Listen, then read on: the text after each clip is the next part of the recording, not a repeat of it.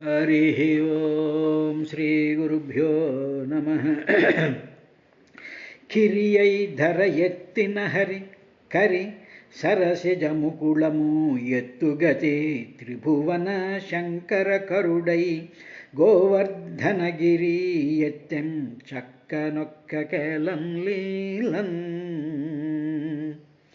దండిని బ్రహ్మాండంబులు చెండుల క్రియబట్టి ఎగుర జిమ్మెడు hurricane కొండ పెకలించి ఎత్తుట కొండొక పనిగాక యొక్క కొండాతలపన్ బాలుండాడుచు ఆతపత్రమని సంభావించి పూగుత్తి కెంగేలందాల్చిన లీల లేనగవుతో కృష్ణుండు తానం మహాశైలంబున్ వలకేలదాల్చి విపుల ఛత్రంబుగాబట్టె నాభీలాచ్యుత దుశ్శిలాచకిత గోపగోపీ గోపంక్తికి బాలుండీతడు కొండ దొడ్డది మహాభారంబు సైరింపగా జాలండోయని దీని క్రింద నిలువన్ శంకింపగా బోలదు ఈ శైలాంభోనిధి జంతు సంయుత ధరా చక్రంబుపై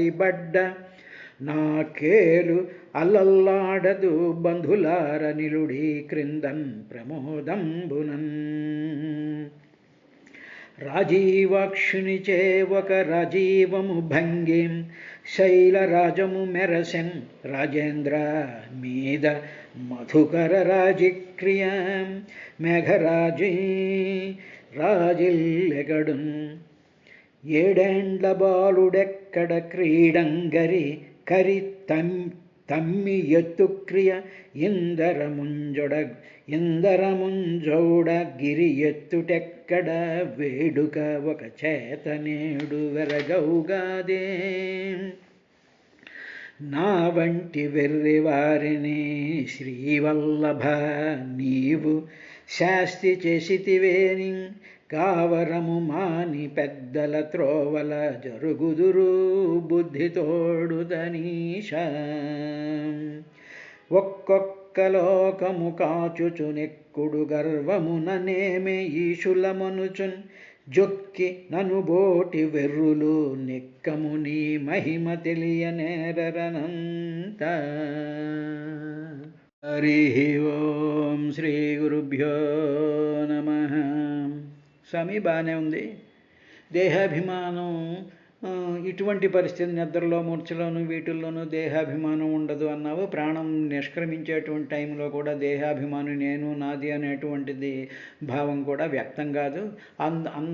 అందువల్ల అప్పుడు వాడు అజ్ఞానం చేత కాదు, అది ఆ ప్రాణం యొక్క స్థితి ఆ విధంగా ఉండడం చేత ఆ ప్రాణాన్ని ఆశ్రయించుకున్నటువంటి ఇంద్రియాలు వ్యాకులం చెందడం మూలంగా దేహాభిమానం పక్కకి వెళ్ళిందే తప్ప దేహాభిమానం లేకపోవడం అనేటువంటిది కాదు అనేటువంటి విషయం చెప్పిన తర్వాత, అలా అయితే మరి గర్భంలో ఉండేటువంటి పిల్లవాడికి వాడికి ఏమీ తెలియదు కదా, వాడికి దేహాభిమానం ఉండదు కదా అంటావేమో.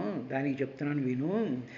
ఎప్పుడు దేహాభిమానం ఉండదు అంటే, గర్భే బాల్యేప్యపౌష్కల్యాదేకాదశ విధం తదా లింగం న దృశ్యతే యూనః కుహ్వాం చంద్రమసో యథా అన్నాడు. అని గర్భంలో బాల్యేపి గర్భంలో ఉంటాడు పిల్లవాడు, అప్పుడు తర్వాత బాల్యేపి బాల్యంలో పిల్లలు ఆడుకునేటువంటి వయసులో, తర్వాత యూనః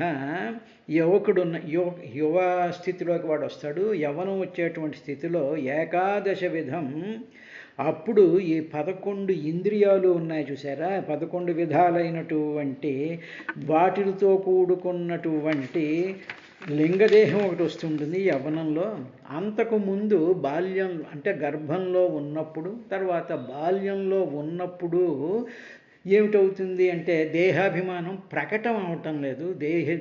నేను దేహాన్ని, నేను బాలుణ్ణి అని వాడు బాల్యంలో ఆడుకునేటప్పుడు వాడికి నేను నాది అనేటువంటిది ఉండదు. వాడికి మామూలుగా ఆడేసుకుంటూ ఉంటాడు, వస్తూ ఉంటాడు, తల్లి మీద పడిపోతూ ఉంటాడు, ఆకలిస్తే అరుస్తూ ఉంటాడు, నిద్ర వస్తే పడుకుండిపోతూ ఉంటాడు. వాడికి నేను స్పెసిఫిక్గా నేను ఫలానా, నాకు ఈ రుచులున్నాయి, నాకు ఇవి ఉన్నాయి, ఇవి నావి అనేటువంటివి ఉండవు వాడికి. వాడు ఏదైనా వస్తువు చూసి అది నాదనుకుంటాడు, ఆ పక్కన ద్వేషిస్తాడు, ఇంకోటి చూసుకుంటాడు, దాన్ని ద్వేషిస్తూ ఉంటాడు. వాడికి ఆ బాల్యంలో ఉండేటువంటి వాడు కానీ, గర్భంలో ఉండేటువంటి వాడికి కానీ నేను నాది అనేటువంటి ఆ భావం వ్యక్తం అవ్వవు. వ్యక్తం అవనంత మాత్రంలో వాళ్ళకి దేహాభిమానం లేదు అని కాదు, వాళ్ళకి జ్ఞానం వల్ల వాళ్ళు ఉన్నారు అనుకోకూడదు. అజ్ఞానం ఉంది, అజ్ఞానం లేదని కాదు.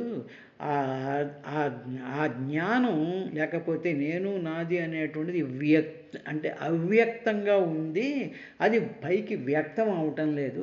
కానీ యవ్వనంలోకి వచ్చేటప్పటికి మాత్రం అప్పుడు ఈ దశ విధాలైనటువంటి ఇంద్రియాలు, మనస్సు కూడా వయసు పెరుగుతూ ఉండేటప్పటికీ నేను, నా దేహము, నా కోరికలు, నా చూపులు, నా ప్రేమలు, నా చదువులు, నా తల్లిదండ్రులు, నా ఫ్రెండ్సు, నాది నేను అనేటువంటిది స్లోగా డెవలప్ అవుతూ ఉంటుంది. అంటే ఏమిటన్నమాట, డెవలప్ అవుతోంది. అందువల్ల డెవలప్ అవ్వకుండా మామూలుగా ఉండేటువంటి పరిస్థితిలో జ్ఞానం వల్ల వాళ్ళకి దేహాభిమానం లేకపోవడం కాదు, అజ్ఞానం లేకపోవడం వల్ల కాదు, జ్ఞానం ఉండడం వల్ల కాదు, అజ్ఞానం లేకపోవడం వల్ల కాదు. దీనికి కారణం ఏమిటంటే గర్భంలో ఉన్నప్పుడు, బాల్యంలో ఉన్నప్పుడు వాళ్ళ యొక్క జ్ఞానేంద్రియాలు, అంతఃకరణం అనేటువంటి జ్ఞానేంద్రియాలు, తర్వాత ఈ కర్మేంద్రియాలు 11, తర్వాత మనసు, తర్వాత అంతఃకరణ చతుష్టయం, ఇవన్నీ కలుపుకున్నటువంటి ఆ కాలంలో అంటే గర్భంలోనూ, బాల్యావస్థలోనూ, కౌమారావస్థలోనూ కూడా వీటి యొక్క లింగదేహం పూర్తిగా వికసించటం లేదు. అంటే మామూలుగా మనం చెప్పుకోవాలంటే fully evolved or developed system. ఇప్పుడే ప్రజెంట్ డే సైన్స్ కూడా, బయాలజీ కూడా అదే చెప్తోందిగా. అదే విషయాన్ని నారద మహర్షి ప్రాచీన బర్హి మహారాజ్ చెప్తున్నాడు. ఇప్పుడు ఈ సైన్స్ ఏముంటుంది అంటే నేను నాది అనేటువంటి భావం అసలు ఆ సైన్స్కి సంబంధించినటువంటి విషయంకి ఎందుకంటే under developed are non developed are evolving, పరిణామం చెందుతూ ఉన్నప్పుడు వాడికి జ్ఞానం వస్తోంది అనుకుంటున్నారు.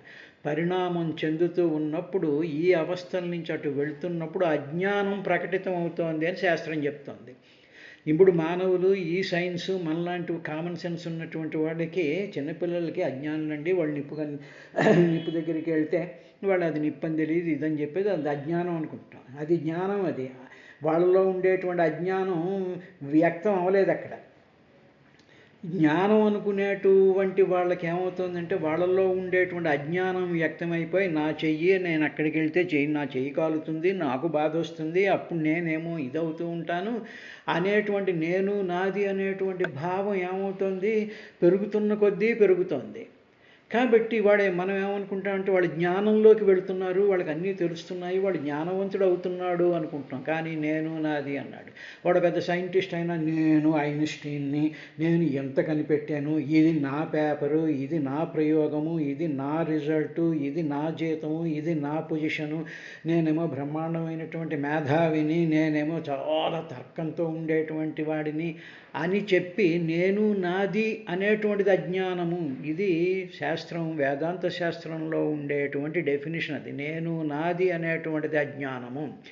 అది శరీరంతో లింక్ అయి ఉన్నది, అది మనసుతో లింక్ అయి ఉన్నది. ఆ మనసులో ఉండేటువంటి బాహ్య జగత్తులో నుంచి వచ్చినటువంటి ఇన్ఫర్మేషన్తో లింక్ అయి ఉండి అది నీది అనుకుని దానిని నువ్వు స్వాలో చేసేసి ఇదంతా నాది అనుకునేటువంటి దొంగతనంతో నువ్వు ఇవన్నీ చేస్తూ ఉండి దాన్ని విశ్లేషణాత్మకంగా చేస్తూ ఉండేటువంటిది అంతా కూడా అజ్ఞానం. అది మహాత్ములైనటువంటి వాళ్ళకి అన్ని సర్వం తెలిసినా అదంతా కూడా మిథ్య, ఇదంతా కూడా అవాస్తవం, ఇదంతా నిత్యం కాదు, ఇదంతా అనిత్యము, ఇదంతా మరకలు లాంటివి అనేటువంటి పరిపూర్ణమైనటువంటి ఆ జ్ఞానస్థితిలో వాళ్ళు ఉంటారు.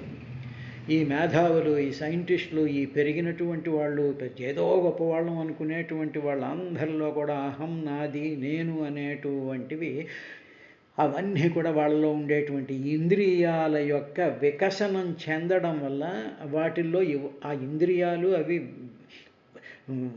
ఇవాల్వ్ అవ్వడం వల్ల వాళ్ళకి అవన్నీ వ్యక్తపరుస్తూ ఉంటాయి. ఇవన్నీ ఎక్కడున్నాయి అంటే పిండావస్థలో ఉన్నప్పుడు కూడా ఆ అజ్ఞానం సుప్తంగానే ఉంటుంది, బాల్యంలో కూడా సుప్తంగానే ఉంటుంది. కాబట్టి వాళ్ళకి అజ్ఞానం లేదని వాళ్ళకి అజ్ఞానం లేదని కాదు, వాళ్ళకి జ్ఞానం లేదు. ఆ జ్ఞానం లేకపోవడం అనేటువంటిది వాళ్ళు పెరుగుతున్న కొద్దీ ఆ అజ్ఞానం వ్యక్తం అవుతూ ఉంటుందయ్యా. అందువల్ల అంటే ఇదంతా కూడా లింగ శరీరం అన్నమాట. అంటే లోపల ఉండేటువంటి లింగ శరీరం, ఇందాక చెప్పాను చూసారా, మన ఆలోచనలు, మన దుఃఖాలు, మన సుఖాలు, మన అనుభూతులు, మన యొక్క గుర్తింపులు, మనం అన్నిటినీ కూడా ఆకళింపు చేసుకుంటూ ఉండడం, మనకి తెలిసినటువంటి ఇన్ఫర్మేషను, మన సుఖ దుఃఖాలు ఇవన్నీ కలిపి స్థూల దేహంలో అదొక దేహం కింద ఉంటుంది. కాబట్టి వీటి యొక్క సమ్మేళనం అంతటినీ కూడా లింగదేహం అంటారు. ఇప్పుడు బాలుడిలో ఆ లింగదేహం ఫార్మ్ అవ్వలేదు. వాడు బయట ప్రపంచంలో పడి వాడి ఇంద్రియాలలో చలనం వచ్చి వాడి ఇంద్రియాల ద్వారా ఇన్ఫర్మేషన్ గ్యాదర్ చేస్తూ ఉంటే వాడి కలిగినటువంటి ఆ అనుభవాలన్నీ కూడా నెమ్మదిగా వాడి శరీరంలోకి వచ్చి ఆ స్థూల దేహంతో ఆ ఆలోచనాత్మకమైనటువంటి దేహం, మనస్వరూపమైనటువంటి దేహం ఈ స్థూల దేహంలో నిండుతూ ఉన్నప్పుడు అప్పుడు వాడికి నేను నాది అనేటువంటి భావం కలుగుతూ ఉంటుంది. ఆ నేను నాది అనేటువంటి భావమే సమస్తమైనటువంటి సమస్యలకి కూడా కారణమయ్యా అన్నాడు. అంటే నీ దేహం కారణం, నీ ఇంద్రియాల కారణం, నీ యొక్క పూర్వ సంస్కారాలు, పూర్వ వాసనలు కారణం, ఇవే నీ సమస్యలకి కారణమవుతోంది అనేటువంటి విషయాన్ని చెప్తూ ఈ లింగదేహం నా దృశ్యతే, కనిపించటం లేదు. ఎలా కనిపించటం లేదు అంటే అమావాస్య వచ్చిందనుకోండి, అక్కడ చంద్రుడు కనిపించడు కదా. కాబట్టి చంద్రుడు కనిపించనంత మాత్రంలో చంద్రుడు లేడు అని చెప్పి మనం ఎలాగ అనమో అదేవిధంగా వీడు పూర్తిగా వికసించలేదు. గర్భంలో ఉన్నటువంటి వాడు కానీ బాలుడు కానీ వాడు పూర్తిగా వికసించలేదు. వాడిలో ఉండేటువంటి అజ్ఞానం మాత్రం, అంటే నేను నాది అనేటువంటి భావం మాత్రం ఇంకా పూర్తిగా వికసించలేదు. వాడు పెరుగుతున్న కొద్దీ ఈ సైకిల్ కొంచెం ఆడుతూ వాడికి కొంచెం తెలివి వచ్చి వాడి బొమ్మలు ఎవడైనా తీసుకోండి, ఇది నాది అని చెప్పి వాడి మీద పడిపోతూ ఉంటుంది. నాది అనేటువంటి భావం వచ్చేస్తుంటుంది. వాడికి నేను అనేటువంటి భావం తక్కువ ఉన్నా నాది అనేటువంటి భావం వస్తూ ఉంటుంది వాడికి. కాబట్టి అది నెమ్మదిగా ఆ లింగ శరీరం అనేటువంటిది వాడి స్థూల శరీరంలో పెరుగుతూ ఉంటుంది. దీని యొక్క ప్రకోపం అంతా కూడా యవ్వనంలో కనిపిస్తూ ఉంటుందయ్యా. కాబట్టి అందువల్ల ఈ దేహాభిమానం అనేటువంటిది ఆ విధంగా ఉంటుంది. ఈ దేహాభిమానం పెరగడం ఈ విధంగా చూపించాడు, తరగడం ఆ నిద్రలోనూ మూర్ఛలోనూ ఆ భయంకరమైనటువంటి అలజడులు వచ్చినప్పుడు దేహాభిమానం పోయినట్టు కనిపిస్తుంది. ఇక్కడ అది పోయినట్టు ఉంటుంది, అంత మాత్రంలో వాడి జ్ఞానం వచ్చినట్టు కాదు. ఎక్కడ వికసించలేదు కాబట్టి ఇంకా అది వికసిస్తుంది కాబట్టి అందువల్ల వీడికి జ్ఞానం ఉంది అని కూడా కాదయ్యా అని చెప్తూ ఇంకా విశేషాన్ని చెప్తూ అయినా అర్ధేహ విద్యమానేపి సంస్కృతిర్న నివర్తతే ధ్యాయతో విషయానస్య స్వప్నే అర్ధాగమో యథా. తర్వాత ఓ వ్యక్తి పడుకున్నాడు అనుకోవయ్యా, పడుకున్నప్పుడు వాడి కల వస్తుంది. ఆ కలలో ఏదో ఆపద వచ్చింది, వాడు ఏదో లారీ గుద్దేసినట్టు, లేకపోతే నీళ్ళలో మునిగిపోయినట్లు, లేకపోతే వాడి ఇంట్లో ఉన్నటువంటిది ఏదో కాలిపోతున్నట్టు అది ఆ కలలో కనిపిస్తుంది. అది వాస్తవం కాదు కదా. అంటే బయట చూసేటువంటి వాడికి వాస్తవం కాదు, వాడి కలలో ఏం పడుతున్నాడో ఎవరికేం తెలుస్తుంది, వాస్తవం కాదు కదా. కానీ ఆ కళ కంటున్నంతసేపు వాడికి ఆ దుఃఖం వస్తుందిగా, నన్ను లారీ గుద్దేస్తుంది, అయ్యబాబోయ్ నా కాళ్ళు విరిగిపోయి చేతులు విరిగిపోయి, ఏదో వరద వచ్చేస్తుంది, నేను మునిగిపోతున్నాను, ఏదో ఇల్లు కాలిపోతుంది, నాకు ఈ రోగం వచ్చేసింది, పరిగెత్తలేకపోతున్నాను. ఇది రకరకాలైనటువంటివన్నీ కూడా కళలో ఉన్నప్పుడు ప్రతి మానవుడు పడుతున్నాడు కదా, ప్రతి వాడికి ఎక్స్పీరియన్సే కదా. అదేవిధంగా అజ్ఞాని అంటే నేను నాది అనుకునేటువంటి అజ్ఞాని ఏం చేస్తూ ఉంటాడంటే భోగాసక్తుడై ఉంటాడు. సమస్త భోగాలు అంటే అన్ని భోగాలు అనుభవించాలి అనుకుంటూ ఉంటాడు. ఈ భోగాలన్నీ కూడా మిథ్యలే. అంటే కళలో వచ్చేటువంటి ఆపదలు కానీ, సుఖాలు కానీ, దుఃఖాలు కానీ అవన్నీ కూడా నువ్వు అనుభవిస్తున్నావు, కళలో అనుభవించేస్తున్నావు కదా. ఇప్పుడు కళ వదిలి నువ్వు జాగ్రత్త అవస్థకు వచ్చావు కదా. వచ్చేటప్పటికీ నువ్వేమనుకుంటున్నావు అంటే నేను మహాజ్ఞానండి అనుకుంటున్నావు. కానీ ఈ ఎదురుగా కనిపించేటువంటి ఈ భోగ వస్తువులన్నింటినీ చూసి ఆ భోగం మీద నీకు ఆసక్తి పెరిగిపోతుంది. ఆసక్తి అంటే ఏమిటనమాట? Curiosity makes you to get desire. Curiosity నుంచి కోరిక పుడుతుంది, కోరిక నుంచి క్రియలు బయలుదేరుతాయి, క్రియల తర్వాత ఫలాలు వస్తాయి, ఫలాల మీద ఆసక్తి వస్తుంది. ఆ ఆసక్తి నీకు చిత్తంలో ఒక వాసన కింద మారుతూ ఉంటుంది. ఈ సీక్వెన్స్ ఇమ్మీడియట్గా ఫాలో అయిపోతూ ఉంటుంది.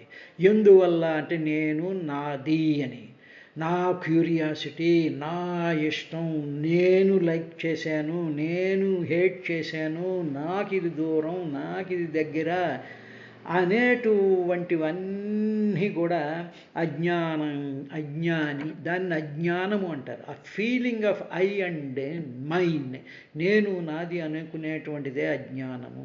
ఈ అజ్ఞానం ఏం చేస్తోందంటే అవాస్తవము, ఇది సత్యంగా, ఇదన్నీ కూడా నిత్యంగాని వస్తువుల మీద పడిపోతుంది. పువ్వులు ఉన్నాయనుకోండి, అబ్బో పువ్వులు వచ్చేసి నాకు ఈ పువ్వులు అంటేనండి నా ప్రాణం అండి అంటాం. ప్రాణమే, వెళ్ళు కొనుక్కున్నావు, మర్నాడు వాడిపోతాయి, తీసుకొని అవతల వారేస్తావు. మరి నీకు ప్రాణం అన్నప్పుడు నీ ప్రాణం నిశ్చలంగా నీ మనసులో ఉండిపోవాలి కదా. మరి ఎందుకు అవతల బారేసావు? మళ్ళీ నాకు ఈ కలర్ చీర అంటే చాలా ఇష్టం, వెరీ గుడ్, ఈ కలర్ చీర అంటే ఇష్టం ఉంటా. మళ్ళీ రెండోసారి మళ్ళీ మార్కెట్కి వెళ్ళి మళ్ళీ అమెజాన్లో ఎందుకు తెప్పించుకుంటూ ఉంటావు? ఏమిటి పనులని నేను? మరి అదే నిత్యం, అదే సత్యం, అదే ఆనందం అయినప్పుడు నీకెందుకు ఒకదానితో నీకెందుకు సంతృప్తి కరగటం లేదు అంటే అవన్నీ నిత్యం కాదు కాబట్టి. నీ సంతోషం నిత్యం కాదు, నీ తృప్తి నిత్యం కాదు, నువ్వు భోగాసక్తుడవు. కాబట్టి ఈ భోగాశక్తి అంతా కూడా నేను నాది అనుకునేటువంటి అజ్ఞానం వల్ల కలుగుతూ ఉంటుందయ్యా. కాబట్టి ఈ భోగాలున్నాయే అంటే నువ్వు చూస్తున్నటువంటి వస్తుజాలాలని అనుభవించి దాని నుంచి నువ్వు పొందినటువంటి సంతృప్తులున్నాయే, ఇవన్నీ కూడా మిథ్యయే, ఎండమావుల్లో నీళ్ళ లాంటివే. అవి నీళ్ళే అయితే వెంటనే బకెట్ తీసుకొచ్చి ఆ నీళ్లు పోసేసుకుంటాం కదా మనం. మరి ఎందుకు అది నీరు కాదు. అదేవిధంగా ఈ భోగాలు ఏవి కూడా నిత్యం కాదు, శాశ్వతం కాదు. నీకు ఎప్పుడు కూడా ఆనందాన్ని ఇచ్చేటువంటివి. ఈవాడ ఒక పుస్తకం చదివాం, అబ్బో ఈ పుస్తకం ఈ రైటర్ అండి బ్రహ్మాండంగా రాశాడండి వీడు అంటాం. మర్నాడు ఇంకో పుస్తకం కిందకి వెళ్తావు అంటే ఏమిటనమాట? అది అనిత్యం అయిపోయింది నీకు. నీ మైండ్ వేరే దాని మీదకి, భోగాశక్తి మీదకి అది పుస్తకం చదువు కానివ్వండి, రీసెర్చ్ కానివ్వండి, వస్తుజాలాలు కానివ్వండి, మనుషులు కానివ్వండి, మరెవరైనా కానివ్వండి, ఈ విధమైనటువంటి వాస్తవములు కానటువంటివి వాస్తవాలు అనుకుంటూ అవి నేను అనుకుంటున్నాను, నాది అనుకుంటున్నాను అని ఈ విధంగా భావిస్తూ ఉంటాడయ్యా.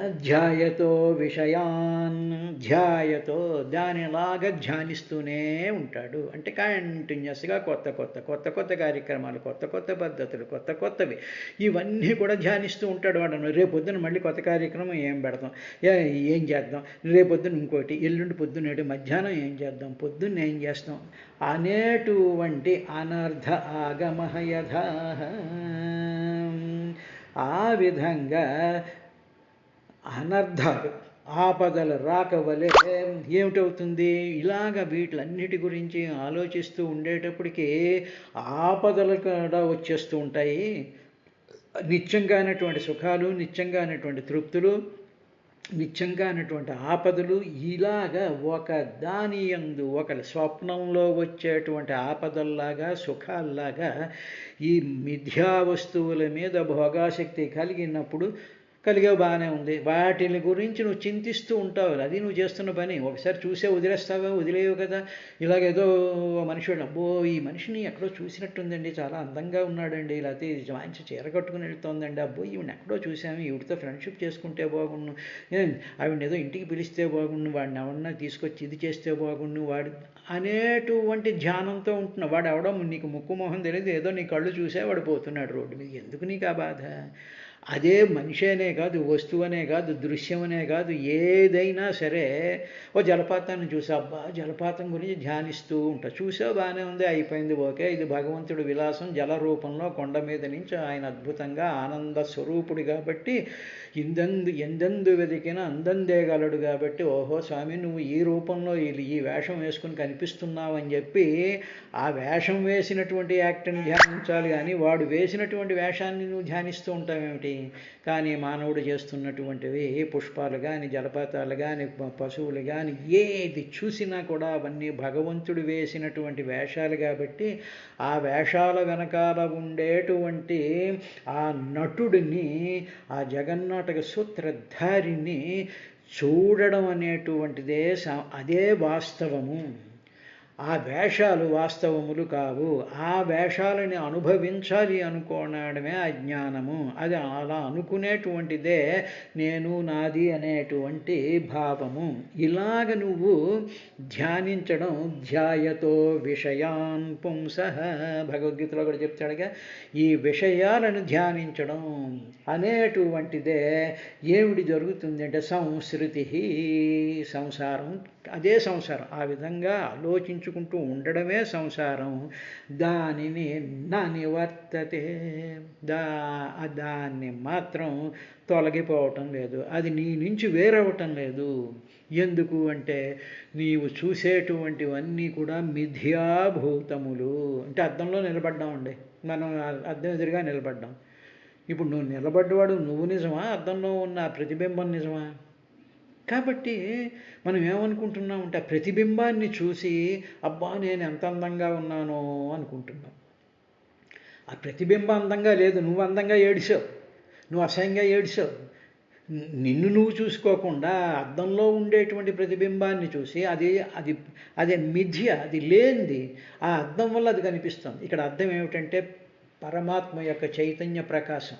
ఈ పరమాత్మ యొక్క చైతన్య ప్రకాశం అనేటువంటి అద్దంలో ఆ పరమాత్మే తాను ఇన్ని రకాలైనటువంటి వేషాల కింద కనిపిస్తున్నాడు. పులి కింద, సింహం కింద, ఏనుగు కింద, జలపాతాల కింద, సముద్రాల కింద, నదుల కింద, కోట్లాది జనుల కింద, అందం కింద, ఆనందం కింద, ఆలోచనల కింద, అవన్నీ కూడా ఈ విశ్వం దృశ్యమాన నగరీతుల్యం, దర్పణ దృశ్యమాన నగరీతుల్యం, నిజాంతర్గతం. నిజాంతర్గతం అంటే పరమాత్మ చైతన్యంలోనే అంతర్గతంగా ఉండేటువంటి ఇదే ఈ దృశ్యమాన ప్రపంచం. ఇది అదంతా కూడా నిజాంతర్గతం, తనలోనే ఉండి తాను ఆ విధంగా బయటికి అది కనిపిస్తూ ఉండేటువంటి దానిని చూసి మనం నిజం అనుకుంటున్నాం. అద్దంలో ఉండేటువంటి ప్రతిబింబం నిజం అనుకుంటున్నావు, కానీ నువ్వురా నిజం. అదేవిధంగా ఇవన్నీ కూడా అద్దంలో ప్రతిబింబించేటువంటివి, కానీ వీటిలన్నిటి వెనకాల ఉండేటువంటి ఓం నమో భగవతే వాసుదేవాయ, ఓం నమో భగవతే వాసుదేవాయ, ఓం నమో భగవతే వాసుదేవాయ, ఓం నమో భగవతే వాసుదేవాయ, ఓం నమో భగవతే వాసుదేవాయ, ఓం నమో భగవతే వాసుదేవాయ అని. చెట్టులో వాసుదేవుడు ఉన్నాడు, కుక్కలో వాసుదేవుడు ఉన్నాడు, సముద్రంలో వాసుదేవుడు ఉన్నాడు. మన శరీరం నిండా కూడా తేజస్సుతో వెలిగిపోతూ ఉండేటువంటి త్రిజగన్మోహన నీలకాంతి తను ఉద్దీపింప ప్రభాత నీరజబంధు ప్రభమైన చేలము పైన్రంజిల్లా అని ఆ శ్రీకృష్ణ స్వరూపమే, ఆ రామస్వరూపమే, అమ్మవారి స్వరూపం మనలోనే ఉంది అని మనలోనూ మనం చూస్తున్నటువంటి సమస్త వస్తు జాలాలలోనూ కూడా అది ప్రకాశిస్తూ ఉంది. ఆ ప్రకాశమే చెట్టు కింద, వీటి కింద, వాటి కింద భాషిస్తూ ఉంది. చెట్టు సత్యం కాదు, ఆ చెట్టు అలా నిలబడి ఉండి అది పువ్వులు పూయడానికి, అది ఆకులు ఉండడానికి, అది ఊగడానికి, అది మరణించడానికి, అది పెరగడానికి కారణమైనటువంటి వాడు ఆ పరమాత్మ స్వరూపము అనేటువంటి విషయాన్ని ధ్యానించాలి కానీ ఆ విషయములను కాదు. ఆ పువ్వులు, ఆ చెట్టు, ఈ చీరలు, ఈ వస్తువులు, ఈ మనుషులు, వాళ్ళ శరీరాలు, మాంసయుక్తమైనటువంటి శరీరాలు కాదు. వాటి వెనకాల వసించేటువంటి వాసుదేవ స్వరూపమే సత్యమైనటువంటిది. అనేటువంటి విషయాన్ని ధ్యానించినప్పుడు అప్పుడు ఈ సంసారం యొక్క బాధ ఉండదు. లేకపోయినట్లయితే అవిద్యమానేపి సంస్కృతిర్న నివర్తతే. అలా కాకుండా ఇవన్నీ నిజం అనుకున్నప్పుడు సంస్కృతి అంటే సంసారము నా నివర్తతే, నీకు చచ్చిన తొలగదయ్యా అన్నాడండి. రేపటి కార్యక్రమంలో ఇంకా ఆయన ఏం చెప్పాడు అనేటువంటి విశేషాన్ని చూద్దాం.